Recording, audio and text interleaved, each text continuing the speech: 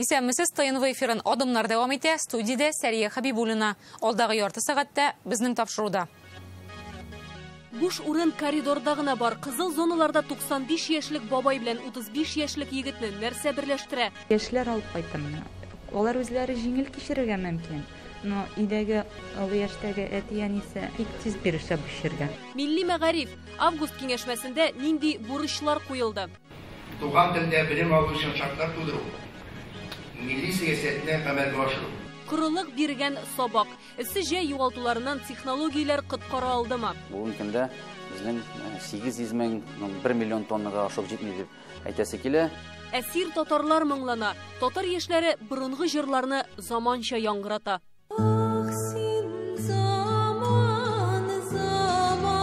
Русча сөйләшәләр, татарча җырлыйлар, удмуртча бийләр. Әйдә Татарстанга сәяхәткә. Без коронавирус белән көрәш кырындагы хәлләрне игътибар белән күзәтүне дәвам итәбез. Шуннан башларбыз да. Бу атна безгә берничә яңалык алып килде. Әлегә аларны яхшы дип әйтеп булмый. Августта Татарстанда коронавирус йоктыручылар саны июль белән чагыштырганда 10% арткан. Шул ук вакытта прививка ясатучылар саны 2 тапкырга кими. Хәзер ул тәүлегенә 7000 кешедән артмый. Июльдә исә 14000 кеше ясата иде. Бу хәл көзгә авырулар арта торган чор алдыннан Роспотребнадзорны да, табибларны да борчый. Моннан тыш балалар ешрак авырый һәм йөкле хатыннар арасында авыручылар кисәк арткан. Бу очракта табиблар 2 гомер өчен көрәшә. Россиядә тәүлек дәвамында теркәлгән очраклар 21 мең тирәсе торса да, көн саен 800 кеше үлә. Бу әле ковид диагнозы куелган пациентлар гына. Моны июль ахырында авыручыларның күп булу нәтиҗәсе дип бәяләү кирәктер. Хәбәрчебез Рания Абдрахманова бу атнада Казандагы 7-нче хастаханәнең кызыл зонасында эшләде. Монда госпиталь пандемия башыннан ук ачылган иде. Ни өчен кеше үзен салкын тиюдән дәвалап табибларга мөрәҗәгать итми? Ни өчен үпкә ялкынсынуы берничә көндә 10%-тан 90-га җитә? Реанимациядә эшләүче табиблар бүген нәрсә дип елый?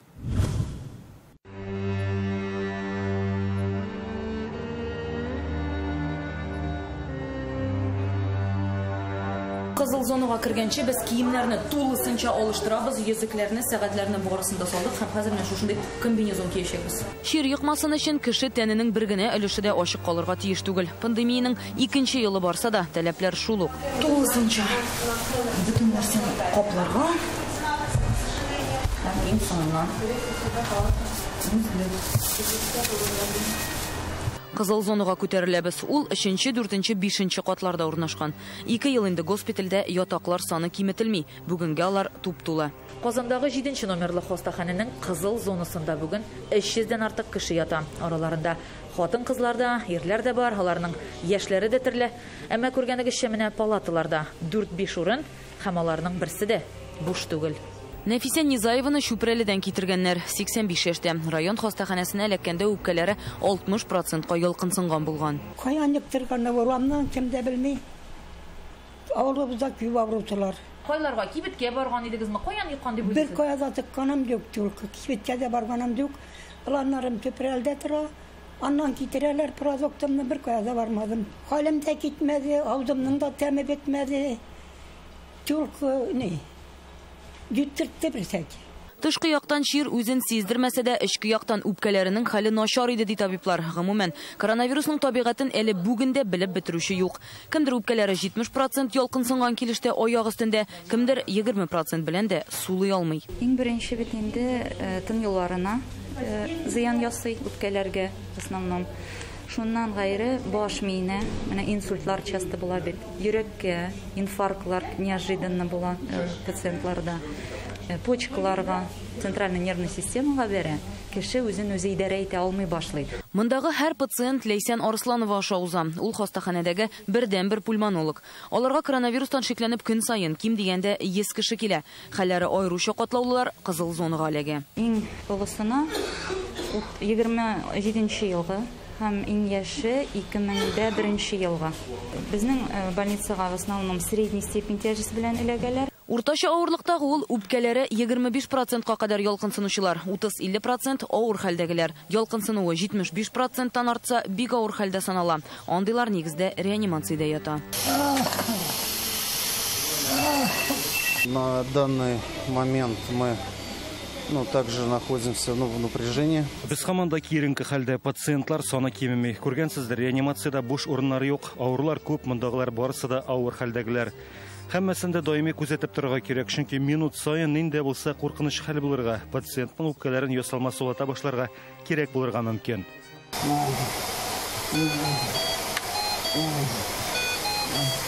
Хәзер реанимациядә 27 кеше ята. Әлегә берсе генә ИВЛ, ягъни ясалма сулыш алдыру аппаратына тоташтырылган. Әмма калган барысы да кислородта. Иң яше 34-тәге егет. Температура начала подниматься уже под 40.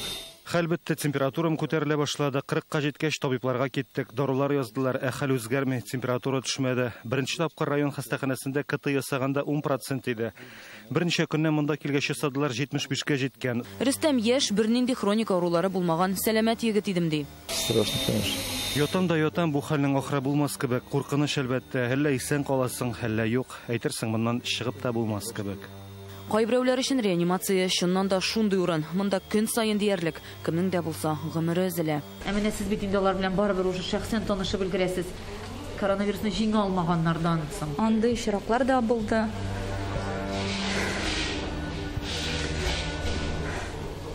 Андый очракта авыр елыйсың.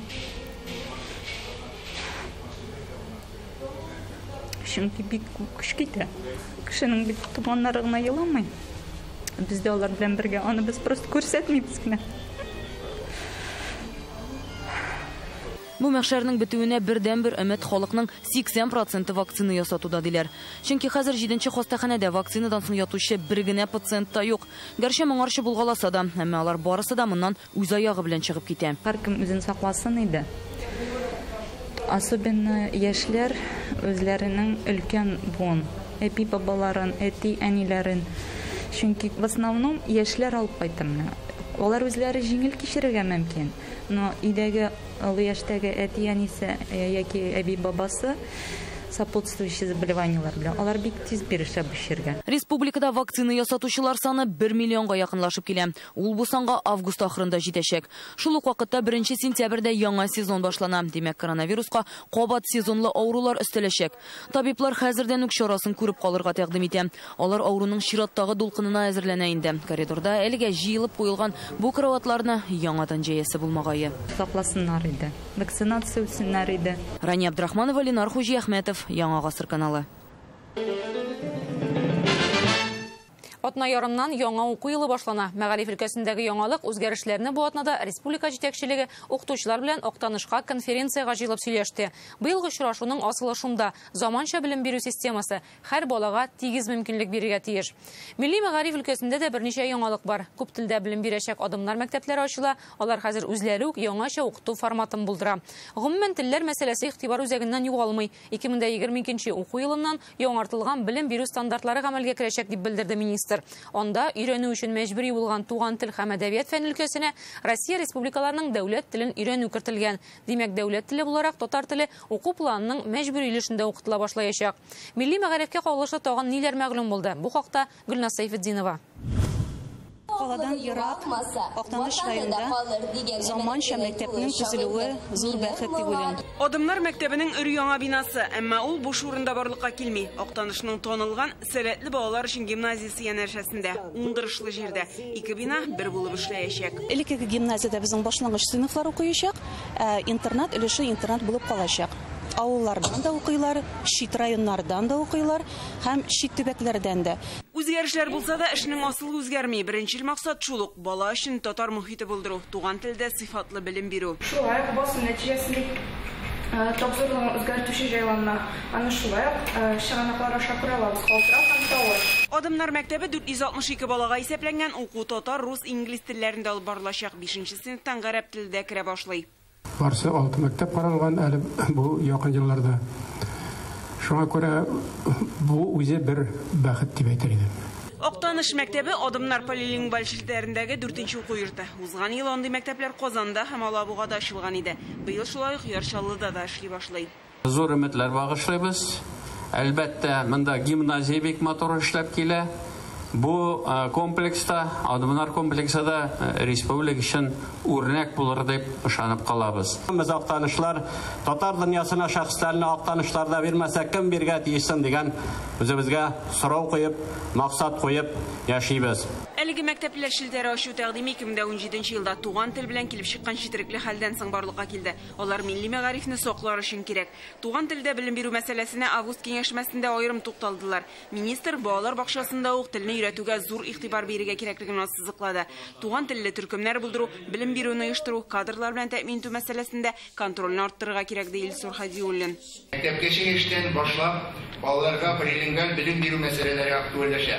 Бүген Казан, Яшьчаллы, Алабуга балалар бакчаларында сөйләм тирәлеге аша балаларны телләргә өйрәтү тәҗрибәсе ачык күренә. Министр быел хәл ителгән мәсьәләләргә дә тукталды. 2022 елның 1 сентябренә яңартылган башлангыч һәм төп гомуми белем бирү стандартлары гамәлгә керәчәк. Стандартларда өйрәнү өчен мәҗбүри булган туган тел һәм әдәбият предметлары көзенә Россия Федерациясе Республикасы дәүләт телен өйрәнү кертелгән. Димәк, дәүләт теле буларак татар теле уку планының мәҗбүри өлешендә укытыла башлый. Татар теле һәм әдәбияты буенча яңартылган үрнәк программалар федераль реестрга кертелде һәм Россиянең барлык төбәкләре өчен официаль статус алды. Республиканың Фәннәр академиясе Мәгарифне үстерү институты белән берлектә татар теле һәм әдәбияты буенча яңа буын дәреслекләре эшләнә. Туган телгә тәрҗемә ителгәннәрен федераль исемлеккә кертү буенча эш бара. Шул вакытта билингваль һәм полилингваль кадрлар әзерләү мәсьәләсе актуаль кала. Бу нисбәттән КФУ базасында республика бюджеты хисабына милли педагогик кадрлар әзерлиләр. Студентлар аена 15 мең сум стипендия ала. Мы поддерживаем всех эти инициативы по методической базе, по детским садам, по школам. Башкарылган эшләр белән бер рәттән президент министрга норматив мәсьәләләр буенча федераль үзәк белән эшне дәвам итү кирәклеген ассызыклый. Шулай ук туган телдәге дәреслекләрне әзерләү һәм алар буенча укыта башлау кирәклеген әйтә. Я обращаюсь к руководителям районов. Прошу обеспечить паритетное использование государственных языков в соответствии с законом о языках народов Республики Татарстан. Держать на личном контроле вопрос организации обучения и воспитания на родных языках, уделив особое внимание дошкольному образованию. Яңа уку елы алдыннан милли белем бирү гомумән мәгариф тармагы алдында торган төп бурычларны билгеләделәр. Туган телме, башка фәнме, белем бирү сыйфатын арттыру максаты куелды. Гөлназ Сайфетдинова, Илшат Мөхәммәтов, Яңа гасыр каналы. 2021 елның корылыгы безне дым саклый торган технологияләрне хөрмәт итәргә өйрәтте. Җирләрне иминиятләштерүдән нинди файда чыгар, анысын алдагы ай күрсәтер. Авыл хуҗалыгы министры Марат Җаббаров быелгы уңыш һәм урак компаниясенә шундый бәя бирде. Тагын бер атнадан авыл хезмәтчәннәре урып җыюны тәмамлаячак. Үстерелгән игеннең 95% амбарларга кайткан инде. Әмма бу әле без кышка әзер дигән сүз түгел. Терлек азыгы туплау буенча хуҗалыклар күрше төбәкләр белән эшне дәвам итә. Быел авыл хуҗалыгындагы хәлләрнең торышы турында министр белән тулырак әңгәмә. Марат Азатович, безнең республика урак эшләрен тәмамлау алдында тора. Инде беренче нәтиҗәләрен дә чыгарырга мөмкиндер. Алар нидән гыйбарәт? Бүген республикада кыр эшләре безнең бетүгә таба бара инде. Бүген 95% безнең кыр эшләре бетеп бара. 2 миллион 300 тонна ашык җыелды бүген көнгә. 15,5 центнерның уңышы җыелып бара.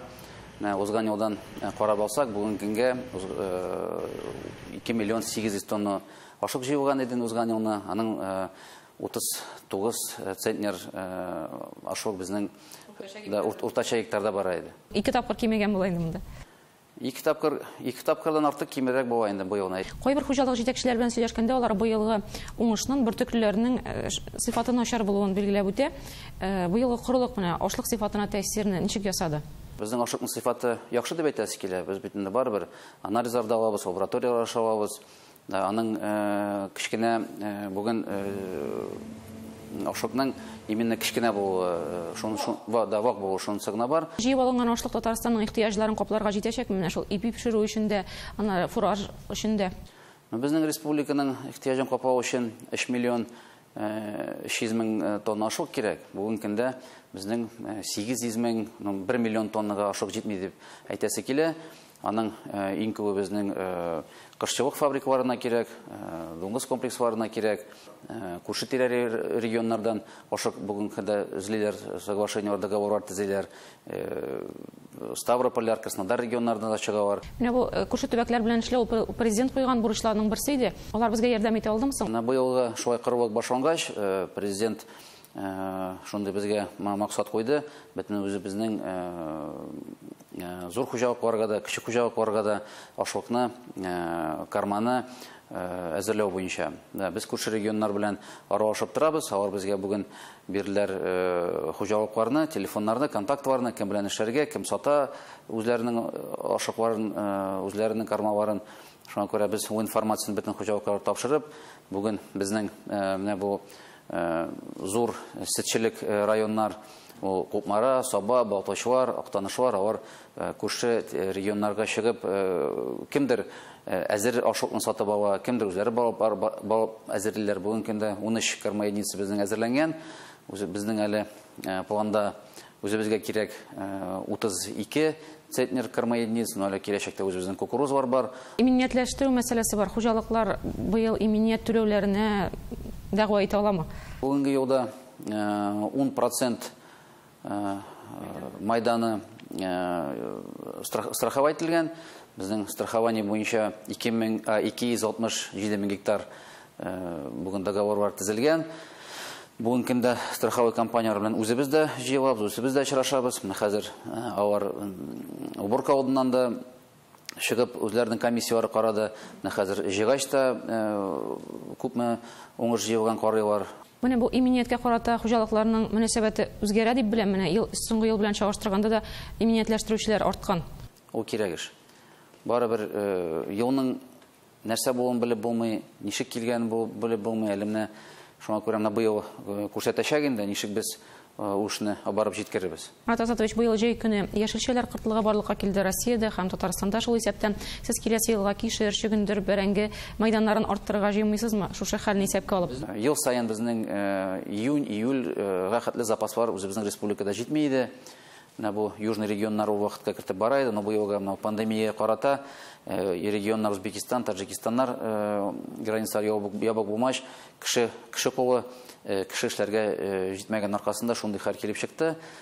Киләсе елга безнең инде планнар бер 5 еллык программа, яңа программа төзергә, яңа хранилищелар төзергә. Без планда где-то бер 20 мең тонналык хранилищелар төзергә, булган хранилищеларны ремонтларга, именно яңа технологиялар белән, именно бәрәңгене чистарта торган, фасовать итәргән, упаковать итәргән әзер килеш шундый технологиялар алырга планнар. Бик зур рәхмәт сезгә, уңышлар.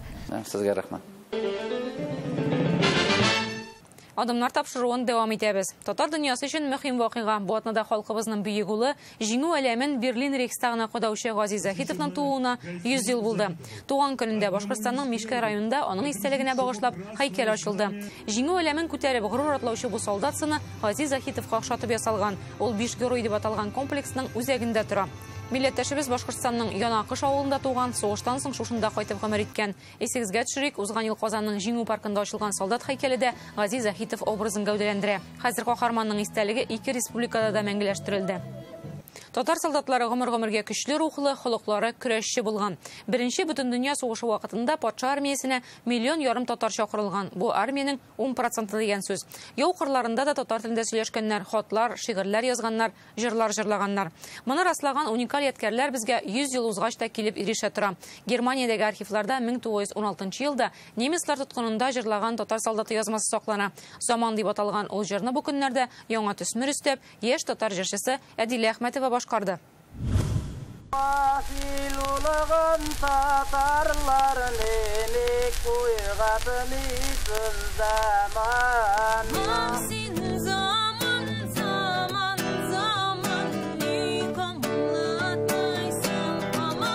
Тоткында утырган татар солдаты бу җырны җырлаганда нинди хисләр кичерде икән? Заман дип аталган әлеге композиция 1916 елда немец лагерендә яздырылган. Ул татар халкына мөрәҗәгать кебек яңгырый. Уян татар, уйлан татар диелә. Татар яшьләре аның заманча акустик версиясын булдырды. Темасы бүген дә актуаль диләр. Айдар Файзрахманов ансамбле башкарында ишеттем.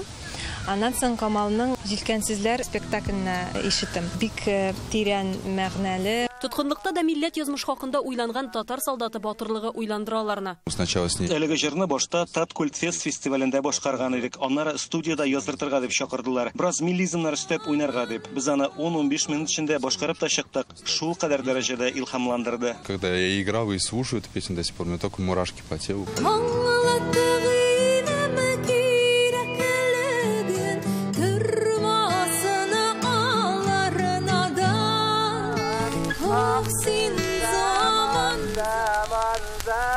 Шундый фонограф, бу үзенә күрә микрофон шикелле булган, монда кешене каршына бастырганнар да. Әлеге язмаларны Германия галимнәре 1914 елдан алып 1918 елга кадәр махсус яздырган. Һәрбер тоткынга анкеталар тутырып, бүгенгә кадәр архивта саклаганнар. Фольклор белгечләре, әдәбият белгечләре, хокук белгечләре, алар үзләренең илләрендә төрле халык вәкилләренең җыелу, туплану белән файдаланганнар, әсирләрнең. Алар өчен экзотик булган халыклар, алар өчен моңа кадәр таныш булган халыклар вәкилләре, һәм алар шундый бик матур мөмкинлектән файдаланып, шушы лагерьларга килеп, ул халык вәкилләре белән аралашып, үзләре өчен бик кызыклы материал туплаганнар. Рияс Исхаков дигән егет Польшага барып, андагы шушы татарларның каберләрен табып. 10 ел элек әлеге кадерле язма Германиядән Татарстанга кайтарылгач, аны беренче булып Татарстан дәүләт фольклор музыкасы ансамбле башкара. Җиренә җиткереп, һәрбер сүзнең яңгырашын саклап, архивтагы фотоларга нигезләнеп, актерлар җәлеп итеп. 100 якын немецларның тарафыннан Беренче бөтен дөнья сугышында әсир төшкән татар әсирләреннән язып алган язмалар.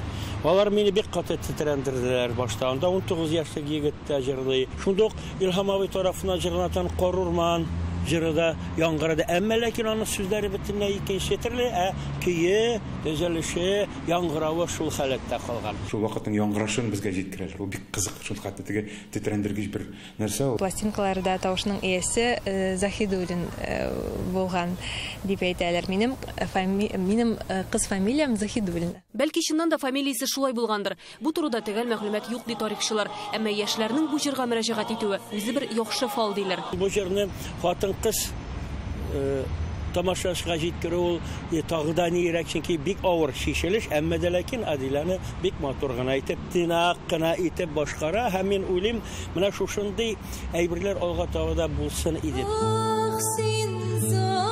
Исәпләре заман җырын әле фолк-рок стилендә дә яздырырга. Айгөл Бәдретдинова, Алия Хәйретдинова, Мараз Зайдуллин, Рәмзил Гарипов, Яңа гасыр каналы. Тапшыруны туган телләр һәм халыклар бердәмлеге елына багышланган Әйдә Татарстан сәхифәсе белән дәвам итәбез һәм Мамадыш районындагы Түбән Тәкәнеш, Түбән Өче авылларына юл тотабыз.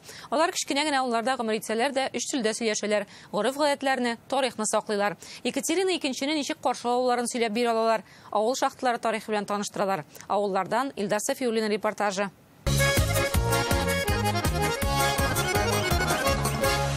Бүген Әйдә Татарстан сәхифәсе Мамадыш районының Түбән Үче авылында. Менә шулай безне Клаудия ханым милли киемнәр белән зурлап каршы алды. Һәм инде ул безгә бүген үзенең үзенчәлекле итеп милли төсмер белән кыймак пешерергә өйрәтәчәк. Шулай бит. Әйтеп китсәгез, бүген безгә нәрсә кирәк булачак әлеге татлы ризыкны әзерләү өчен? Менә безнең удмурт кыймагы национальный блюдо кыймак инде, шуның өчен су салабыз, сөт истибез шуңар, шөпә эретәбез.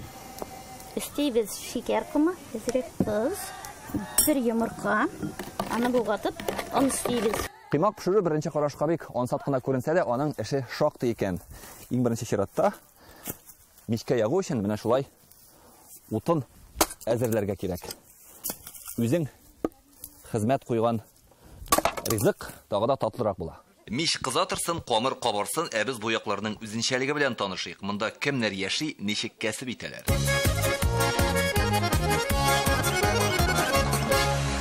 Әлеге җирлектә күп милләтле халыклар яшәвен менә шушы күренештән дә аңларга мөмкин. Хәзерге вакытта без Түбән Тәкәнеш авылының туган якны өйрәнү музеенда. Монда төрле экспонатлар халыкның борынгы заманнарда ничек яшәвен, көн күрешен, тормышын һәм әлбәттә аларның гореф-гадәтләрен күрергә мөмкин. Әлеге музейда барлыгы 3000 га якын экспонат һәм иң кадерле табышларның берсе ул менә шушы мамонт сөяге. Резидә ханым, әйтеп китсәгез иде, аны кайдан һәм кайчан таптыгыз? Шушы мамонт сөяген 1992 елда Түбән Үче һәм Яңа ил арасында кичкенә генә колгылыктан авылыбызның механизаторлары торф тараткан вакытта табып алалар. Әлеге механизаторның исеме Фазли Әхмәтов Ралиев, әле ул бүген көндә дә исән. Авылыбызның тагын бер истәлекле урыны шушы тау итәгендә салынган юл. Әби бабайларыбызның сөйләве буенча чыннан да Казанга килгән вакытта Екатерина II шушы юллардан үткән дип сөйлиләр. Бу ташлар чыннан да безнең авылыбызның эшче кешеләре белән шушы тау итәгеннән чыгарылган ташлар белән салынган юл. Бу якларга кешеләр якынча 400 ел элек килеп төпләнгән дип сөйли авыл халкы. Биредә Кызыл Балчык Мулдан, шуңа монда кирпеч заводлары, шахталар булган. Анда халык бергәләп хезмәт куйган. Күп милләтле халкым яши тәкәнештә. Рус, татар, крещен, удмурт, яши хәтта монда әрмән дә. Әйтерсең лә алар бер ананың баласы, бергә эшләп, бергә күңел аша, улысы һәм балачагасы. Бүгенге көндә дә халык кул кушырып утырмый, теләк булса шөгыль табыла. Күп милләтле халык яши безнең җирлегебездә. 70% безнең татар, 23% безнең удмурт, урыслар бар, берничә гаилә әрмәннәр бар. Бик күп бар безнең үзебезнең фермер хуҗалыклары бар.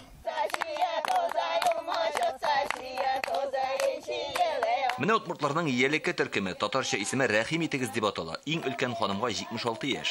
Русча сөйләшәләр, татарча җырлыйлар, удмуртча бииләр. У нас и разговором тоже отличается. Безнең сөйләшү дә аерыла. Хәзер инде без татарлар кебек үк. Күп кенә сүзләр алардан алынган. Мисал өчен бәрәңге сүзе, сәнгать төркеме оешканга 25 ел. Менә шушы мотор үсеп утырган чәчәкләр кебек бердә күп милләтле халыклар дус, тату, бердәм булып яшиләр. Аларны нәрсә монда берләштерә? Безнең монда хезмәт, телләр, гореф-гадәтләр бер районда эшләү, шулар берләштерә инде. Җырда да биюләр. Җырлар, биюләр, ансамбльләр бергә, районнарга барып концертлар куябыз.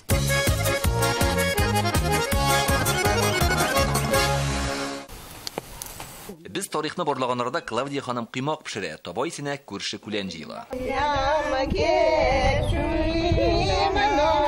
Бирдә кунакларны да җырлап каршы алалар, җырлап узаталар һәм һичшиксез тагын килегез диләр. Мамадыш районыннан Илдар Сафиуллин, Данил Филатов, Яңа гасыр каналы. Бүгенге тапшыру тәмам. Исән сау булыгыз. Эфирда бер атнадан күрешербез.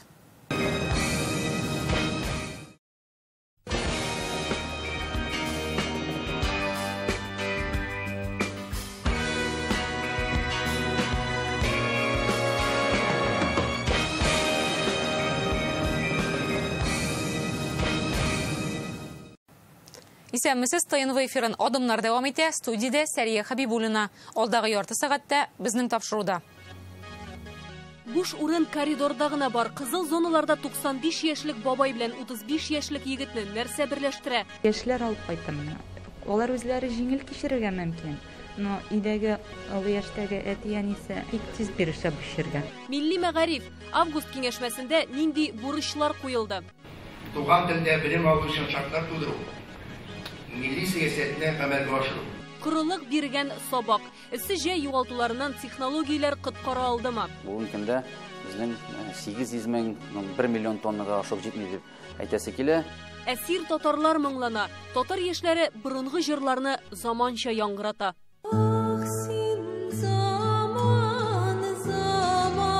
Русча сөйләшәләр, татарча жырлыйлар, удмуртча бииләр. Әйдә Татарстанга сәяхәткә. Без коронавирус белән көрәш кырындагы хәлләрне игътибар белән күзәтүне дәвам итәбез. Шуннан башларыбызда.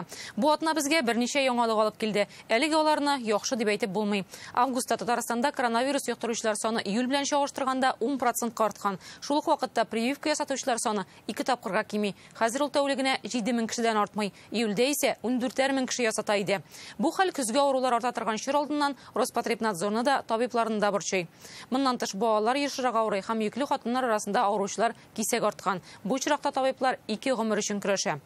Россиядә тәүлек дәвамында теркәлгән чираклар 21 мең тирәсе торса да, көн саен 800 ләп кеше үлә. Бу әле ковид диагнозы куелган пациентлар гына. Моны июль ахырында авыручыларның күп булу нәтиҗәсе дип бәяләү кирәктер.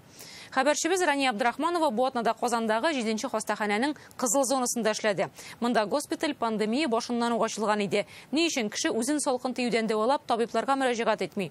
Ни өчен үпкә ялкынсынуы берничә көндә 10%-тан 90-га җитә? Реанимациядә эшләүче табиблар бүген нәрсә дип елый?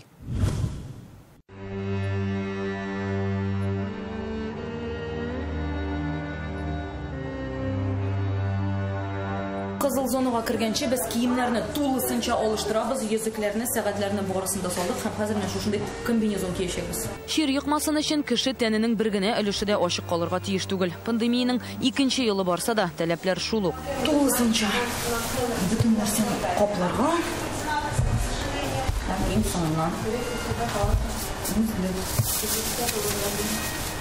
Кызыл зонага күтәреләбез. Ул 3нче, 4нче, 5нче катларда урнашкан. 2 ел инде госпитальдә ятаклар саны киметелми. Бүгенгә алар туп-тула. Казандагы 7нче номерлы хастаханәнең кызыл зонасында бүген 300дән артык кеше ята. Араларында Хатын кызларда, ерләр дә бар, аларның яшьләре дә төрле. Әмма күргәнегезчә менә палаталарда 4-5 урын, һәм аларның берсе дә буш түгел. Нәфисә Низаеваны Шүпрәледән китергәннәр. 85 яшьтә. Район хастаханәсенә эләккәндә үпкәләре 60%-ка ялкынсынган булган. Каян йөктергәндә урамнан кем дә белми. Авылыбызда күп авыручылар. Кайларга кибеткә барган идегезме? Каян йыккан дип уйлыйсыз? Бер каяда тыкканым юк, кибеткә дә барганым юк. Планнарым Шүпрәлдә тора. Аннан китерәләр продуктымны, бер каяда бармадым. Халым да китмәде, авызымның да тәме бетмәде. Түлке не? Юттыртты берсәк. Тышкы яктан чир үзен сиздермәсә дә, эчке яктан үпкәләренең хәле начар иде ди табиблар. Гомумән, коронавирусның табигатен әле бүгендә белеп бетерүче юк. Кемдер үпкәләре 70% ялкынсынган килештә аяк өстендә, кемдер 20% белән дә сулый алмый. Иң беренче бит инде тын юлларына зыян ясый үпкәләргә в основном. Шуннан гайры баш миенә, менә инсультлар часто була бит. Йөрәккә инфарктлар неожиданно була пациентларда. Почкаларга, центральная нервная системага бәрә, кеше үзен үзе идарә итә алмый башлый. Мондагы һәр пациент Ләйсән Арсланова аша уза. Ул хастаханәдәге бердән-бер пульмонолог. Аларга коронавирустан шикләнеп көн сайын ким дигәндә 100 кеше килә. Хәлләре аеруча катлаулылар кызыл зонага эләгә. Иң олысына 27 елгы һәм иң яше 2001 елга. Безнең больницага в основном средний степень тяжести белән эләгәләр. Уртача авырлыктагы ул үпкәләре 25%-ка кадәр ялкынсынучылар, 30-50% авыр хәлдәгеләр. Ялкынсынуы 75%-тан артса, бик авыр хәлдә санала. Андыйлар нигездә реанимациядә ята.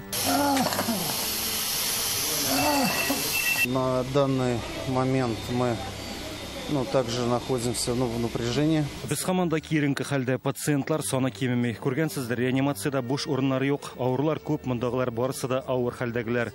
Һәммәсендә даими күзәтеп торырга кирәк, чөнки минут саен нинди булса куркыныч хәл булырга, пациентның үпкәләрен ясалма сулата башларга кирәк булырга мөмкин.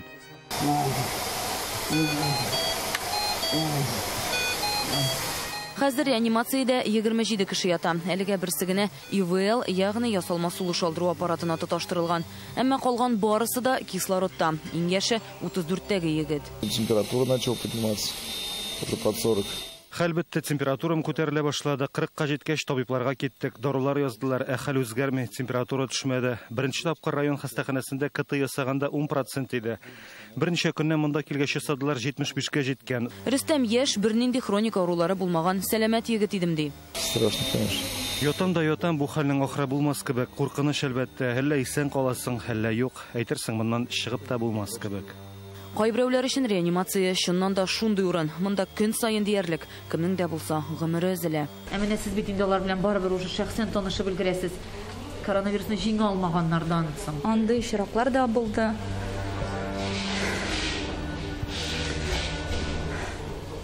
Андый очракта авыр елыйсың. Чөнки бик көч китә. Кешенең бит туманнары гына еламый. Biz de onlar bilen birge, onu biz просто күрсәтмибез генә. Бу мәхшәрнең бетүенә бердән-бер өмет халыкның 80% вакцина ясатуда диләр. Чөнки хәзер 7нче хастаханәдә вакцинадан соң ятучы бер генә пациент та юк. Гәрчә моңарчы булгаласа да, әмма алар барысы да моннан үз аягы белән чыгып китә. Һәркем үзен сакласын иде. Особенно яшьләр үзләренең өлкән буын, әби бабаларын, әти әниләрен. Чөнки в основном яшьләр алып кайтымны. Алар үзләре җиңел кичерергә мөмкин. Но идәге олы яшьтәге әти әнисе яки әби бабасы сопутствующие заболеваниялар белән алар бик тиз бирешә бу чиргә. Республикада вакцина ясатучылар саны 1 миллионга якынлашып килә. Ул бу санга август ахырында җитәчәк. Шул ук вакытта 1 сентябрьдә яңа сезон башлана. Димәк, коронавируска кабат сезонлы авырулар өстәләчәк. Табиблар хәзердән үк чарасын күреп калырга тәкъдим итә. Алар авыруның чираттагы дулкынына әзерләнә инде. Коридорда әлегә җыелып куелган бу караватларны яңадан җәясе булмагае. Сакласыннар иде. Вакцинация үтсеннәр иде. Рания Абдрахманова, Ленар Хуҗи Әхмәтов, Яңа гасыр каналы. Атна ярымнан яңа уку елы башлана. Мәгариф өлкәсендәге яңалык үзгәрешләрне бу атнада республика җитәкчелеге укытучылар белән Актанышка конференцияга җыелып сөйләште. Быелгы очрашуның асылы шунда: заманча белем бирү системасы һәр балага тигез мөмкинлек бирергә тиеш. Милли мәгариф өлкәсендә дә берничә яңалык бар. Күп телдә белем бирәчәк адымнар мәктәпләре ачыла. Алар хәзер үзләре үк яңача укыту форматын булдыра. Гомумән телләр мәсьәләсе игътибар үзәгеннән югалмый. 2022 уку елыннан яңартылган белем бирү стандартлары гамәлгә керәчәк дип белдерде министр. Онда өйрәнү өчен мәҗбүри булган туган тел һәм әдәбият фән өлкәсенә Россия республикаларының дәүләт телен өйрәнү кертелгән. Димәк, дәүләт теле буларак татар теле уку планының мәҗбүри өлешендә укытыла башлаячак. Милли мәгарифкә кагылышлы тагын ниләр мәгълүм булды? Бу хакта Гөлназ Сайфетдинова. Каладан ерак, Актаныш районында заманча мәктәпнең төзелүе зур бәхет дип уйлыйм. Адымнар мәктәбенең өр-яңа бинасы, әмма ул буш урында барлыкка килми. Актанышның танылган сәләтле балалар өчен гимназиясе янәшәсендә, уңдырышлы җирдә 2 бина бер булып эшләячәк. Элекке гимназиядә безнең башлангыч сыйныфлар укыячак, интернат өлеше интернат булып калачак. Авыллардан да укыйлар, чит районнардан да укыйлар һәм чит төбәкләрдән дә. Үзгәрешләр булса да, эшнең асылы үзгәрми. Беренчел максат шул ук: бала өчен татар мөхите булдыру, туган телдә сыйфатлы белем бирү. Шулай ук басу нәтиҗәсендә тапшырылган үзгәртүче җайланма. Аны шулай ук чыганаклар аша күрәләбез. Калтырак һәм тавыш. Адымнар мәктәбе 462 балага исәпләнгән, уку татар, рус, инглиз телләрендә алып барылачак. 5нче сыйныфтан гарәп телендә керә башлый. Барсы 6 мәктәп каралган әле бу якын елларда. Шуңа күрә бу үзе бер бәхет дип әйтер идем. Актаныш мәктәбе Адымнар полилингваль шелтәрендәге 4нче уку йорты. Узган ел андый мәктәпләр Казанда һәм Алабугада ачылган иде. Быел шулай ук Ярчаллыда да эшли башлый. Зур өметләр багышлыйбыз. Әлбәттә, монда гимназия бик матур эшләп килә. Бу комплекста, Адымнар комплексында республика өчен үрнәк булыр дип ышанып калабыз. Без Актанышлар татар дөньясына шәхесләрне Актанышларда бирмәсәк кем биргә тиешсен дигән үзебезгә сорау куеп, максат куеп яшибез. Әлеге мәктәпләр шелтәре ачу тәкъдиме 2017 елда туган тел белән килеп чыккан четерекле хәлдән соң барлыкка килде. Алар милли мәгарифне саклар өчен кирәк. Туган телдә белем бирү мәсьәләсенә август киңәшмәсендә аерым тукталдылар. Министр балалар бакчасында ук телне өйрәтүгә зур игътибар бирергә кирәклеген ассызыклады. Туган телле төркемнәр булдыру, белем бирүне оештыру, кадрлар белән тәэмин итү мәсьәләсендә контрольне арттырырга кирәк ди Илсур Хадиуллин. Мәктәпкәчә эштән башлап, балаларга билгеләнгән белем бирү мәсьәләләре актуальләшә. Бүген Казан, Ярчаллы, Алабуга балалар бакчаларында сөйләм тирәлеге аша балаларны телләргә өйрәтү тәҗрибәсе ачык күренә. Министр быел хәл ителгән мәсьәләләргә дә тукталды. 2022 елның 1 сентябрендә яңартылган башлангыч һәм төп гомуми белем бирү стандартлары гамәлгә керәчәк. Стандартларда өйрәнү өчен мәҗбүри булган туган тел һәм әдәбият предметлары өлкәсенә Россия Федерациясе Республикасы дәүләт телен өйрәнү кертелгән. Димәк, дәүләт теле буларак татар теле уку планының мәҗбүри өлешендә укытыла башлый. Татар теле һәм әдәбияты буенча яңартылган үрнәк программалар федераль реестрга кертелде һәм Россиянең барлык төбәкләре өчен официаль статус алды. Республиканың Фәннәр академиясе Мәгарифне үстерү институты белән берлектә татар теле һәм әдәбияты буенча яңа буын дәреслекләре эшләнә. Туган телгә тәрҗемә ителгәннәрен федераль исемлеккә кертү буенча эш бара. Шул вакытта билингваль һәм полилингваль кадрлар әзерләү мәсьәләсе актуаль кала.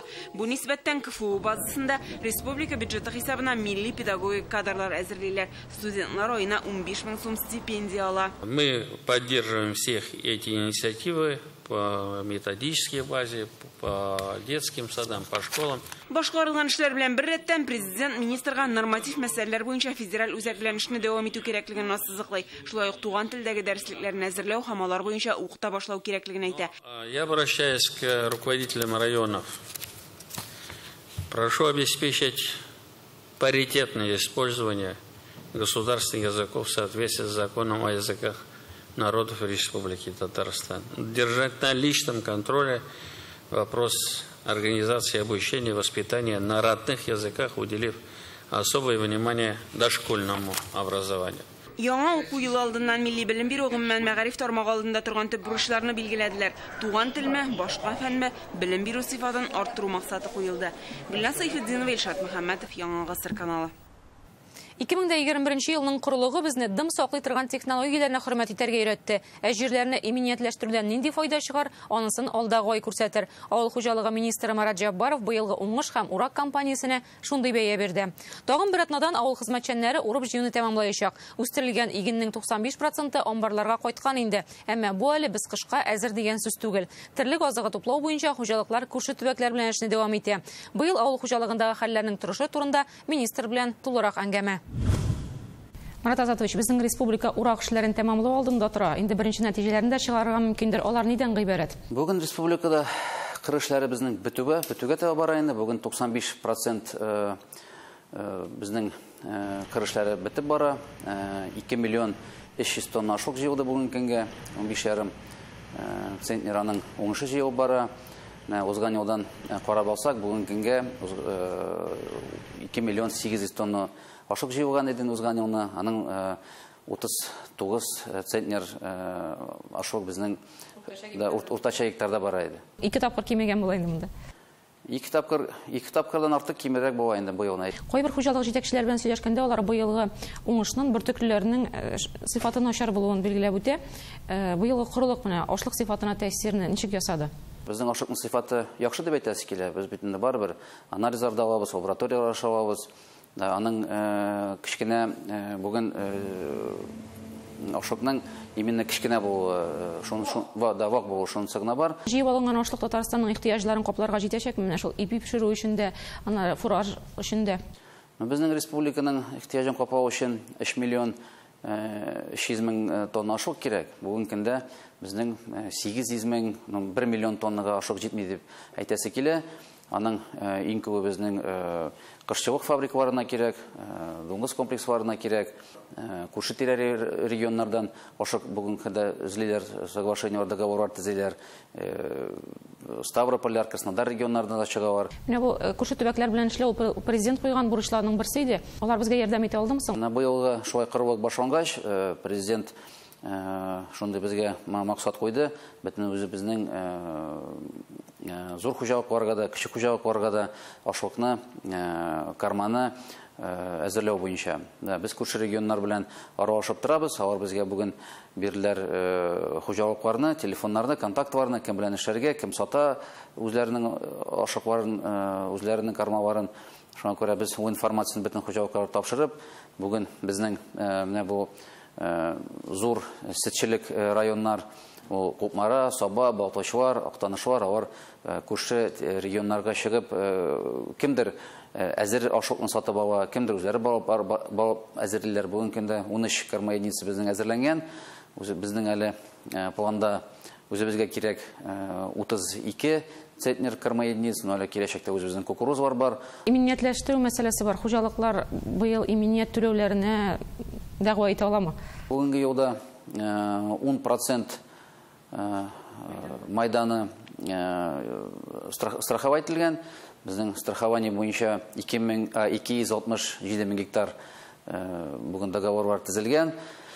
Бүген көндә страховой компаниялар белән үзебез дә җыелабыз, үзебез дә очрашабыз. Хәзер алар уборка алдыннан да чыгып үзләренең комиссиялары карады. Хәзер җыйгач та күпме уңыш җыелган карыйлар. Менә бу иминияткә карата хуҗалыкларның мөнәсәбәте үзгәрә дип беләм. Менә соңгы ел белән чагыштырганда да иминиятләштерүчеләр арткан. Ул кирәк эш. Барыбер елның нәрсә булуын белеп булмый, ничек килгән белеп булмый, әле менә шуңа күрә менә быел күрсәтәчәк инде, ничек без ушны барып җиткеребез. Марат Азатович, быел җәй көне яшелчәләр кыртлыгы барлыкка килде Россиядә һәм Татарстанда. Шул исәптән сез киләсе елга кишер, чөгендер, бәрәңге майданнарын арттырырга җыймыйсызмы? Шушы хәлне исәпкә алып. Ел саен безнең июнь-июль хәтле запаслар үзебезнең республикада җитми иде. Бу южный регионнар вакытка кертеп бара иде, но бу елга пандемия карата регионнар Узбекистан, Таджикистаннар границалар ябык булмач, кеше колы кеше эшләргә җитмәгән аркасында шундый хәл килеп чыкты. Киләсе елга безнең инде планнар бер 3-5 еллык программа, яңа программа төзергә, яңа хранилищелар төзергә. Без планда где-то бер 20 мең тонналык хранилищелар төзергә, булган хранилищеларны ремонтларга, именно яңа технологиялар белән, именно бәрәңгене Штарта торган, фасовать әтергән, упаковать әтергән әзер килеш шунда технологиялар авырга планнар. Бик зур рәхмәт сезгә, уңышлар. Сезгә рәхмәт. Адымнар тапшыруын дәвам итәбез. Татар дөньясы өчен мөһим вакыйга. Бу атнада халкыбызның бөек улы, җиңү әләмен Берлин Рейхстагына кудаучы Газиз Захитовның тууына 100 ел булды. Туган көнендә Башкортстанның Мишкә районында аның истәлегенә багышлап һәйкәл ачылды. Җиңү әләмен күтәреп горур атлаучы бу солдат сыны Газиз Захитовка охшатып ясалган. Ул 5 герой дип аталган комплексның үзәгендә тора. Милләттәшебез Башкортстанның Янакыш авылында туган, сугыштан соң шушында кайтып гомер иткән. Эсегезгә төшерик, узган ел Казанның җиңү паркында ачылган солдат һәйкәле дә Газиз Захитов образын гәүдәләндерә. Хәзер каһарманның истәлеге 2 республикада да мәңгеләштерелде. Татар солдатлары гомер-гомергә көчле рухлы, холыклары көрәшче булган. Беренче бөтен дөнья сугышы вакытында патша армиясенә 1,5 миллион татар чакырылган. Бу армиянең 10% дигән сүз. Яу кырларында да татар телендә сөйләшкәннәр, хатлар, шигырьләр язганнар, җырлар җырлаганнар. Моны раслаган уникаль яткәрләр безгә 100 ел узгач та килеп ирешә тора. Германиядәге архивларда 1916 елда немецлар тоткынында җырлаган татар солдаты язмасы саклана. Заман дип аталган ул җырны бу көннәрдә яңа төсмер өстәп, яшь татар җырчысы Әдилә Әхмәтова башкарды.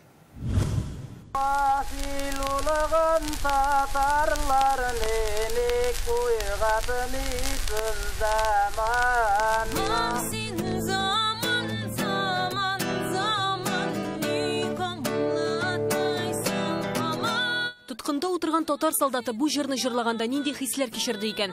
Заман дип аталган әлеге композиция 1916 елда немец лагерендә яздырылган. Ул татар халкына мөрәҗәгать кебек яңгырый. Уян татар, уйлан татар диелә. Татар яшьләре аның заманча акустик версиясен булдырды. Темасы бүген дә актуаль диләр. Айдар Файзрахманов ансамбле башкарында ишеттем.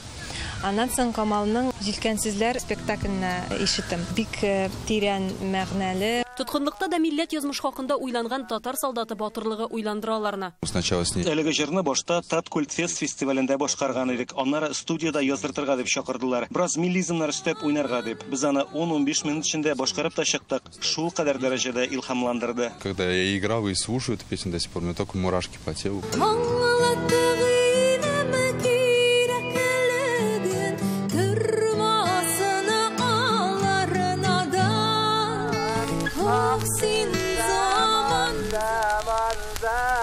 Шундый фонограф, бу үзенә күрә микрофон шикелле булган, монда кешене каршына бастырганнар да. Әлеге язмаларны Германия галимнәре 1914 елдан алып 1918 елга кадәр махсус яздырган. Һәрбер тоткынга анкеталар тутырып бүгенгә кадәр архивта саклаганнар. Фольклор белгечләре, әдәбият белгечләре, хокук белгечләре, алар үзләренең илләрендә төрле халык вәкилләренең җыелу, туплану белән файдаланганнар, әсирләрнең.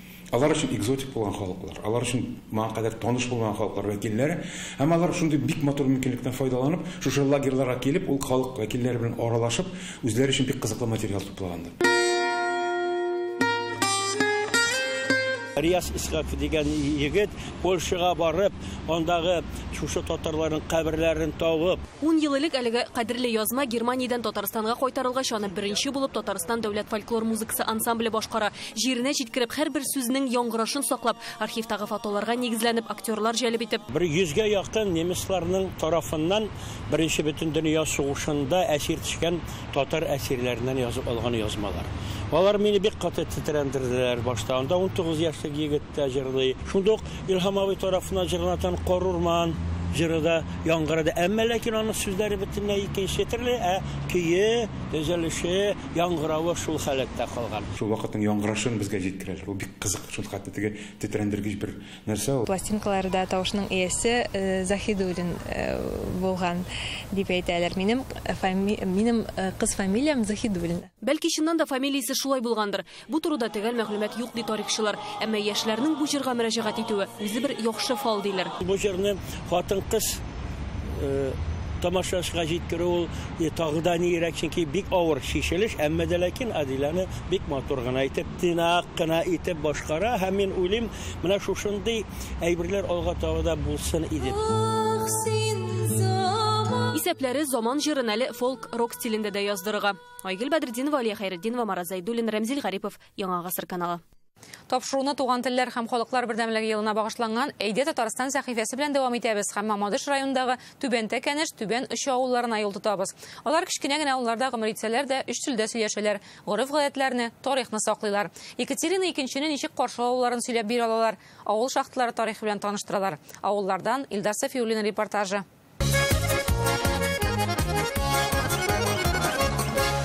Бүген Әйдә Татарстан сәхифәсе Мамадыш районының Түбән Очы авылында. Менә шулай безне Клаудия ханым милли киемнәр белән зурлап каршы алды. Һәм инде ул безгә бүген үзенең үзенчәлекле итеп милли төсмер белән кыймак пешерергә өйрәтәчәк. Шулай бит. Әйтеп китсәгез, бүген безгә нәрсә кирәк булачак әлеге татлы ризыкны әзерләү өчен? Менә безнең удмурт кыймагы национальный блюдо кыймак инде, шуның өчен су салабыз, сөт истибез шуңар, шөпә эретәбез. Истибез шикәр кымы, әзрәк тоз, бер йомырка, аны булгатып, аны истибез. Кыймак пешерү беренче карашка бик ансат кына күренсә дә, аның эше шактый икән. Иң беренче чиратта мичкә ягу өчен менә шулай утын әзерләргә кирәк. Үзең хезмәт куйган ризык тагы да татлырак була. Мич кызатырсын, камыр кабарсын, әбез буякларның үзенчәлеге белән танышыйк. Монда кемнәр яши, ничек кәсеп итәләр.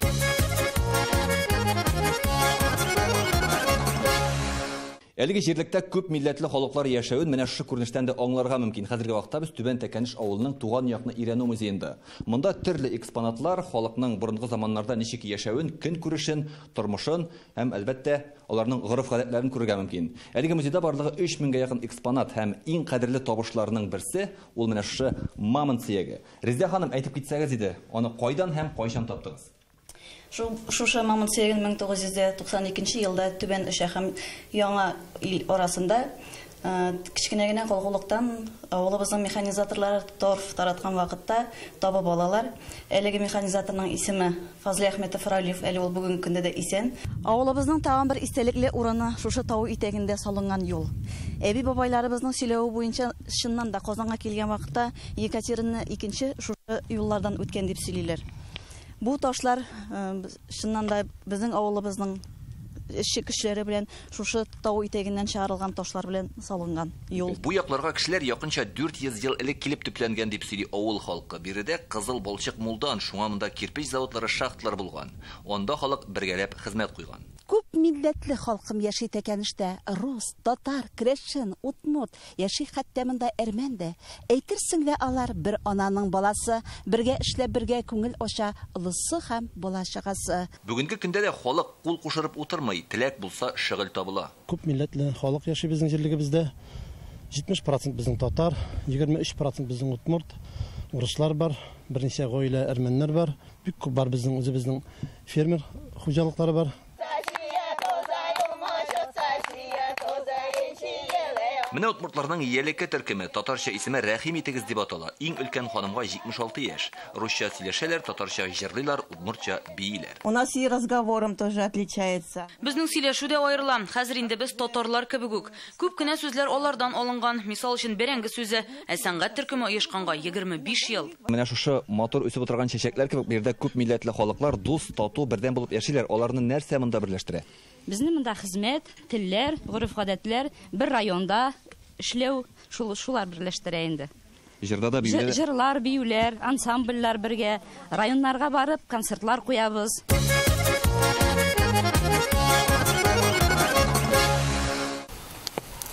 Без тарихны барлаганнарда Клавдия ханым кыймак пешерә, таба исенә күрше күлән җыела.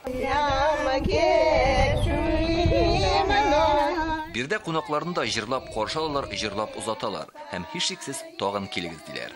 Мамадыш районыннан Илдар Сафиуллин, Данил Филатов, Яңа гасыр каналы. Бүгенге тапшыру тәмам. Исән-сау булыгыз. Эфирда бер атнадан күрешербез.